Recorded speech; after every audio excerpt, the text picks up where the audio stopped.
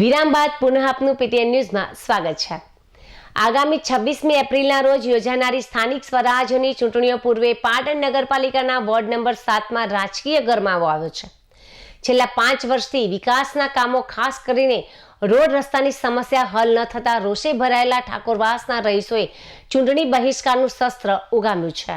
Ward number 7ના Thakorvas વિસ્તારમાં સ્થાનિક રહીશોએ નો road નો વોટના poster લગાવી વિરોધ પ્રદર્શિત કર્યો છે। રહીશોએ સ્પષ્ટ શબ્દોમાં બોર્ડ માર્યા છે કે અહીં કોઈએ વોટ લેવા કે પ્રચાર કરવા આવવું નહીં।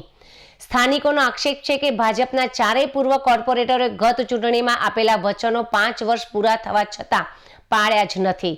વારંવારની રજૂઆતો છતાં રોડ બનાવવામાં ન આવતા જનતામાં ભારે નારાજગી જોવા મળી રહી છે।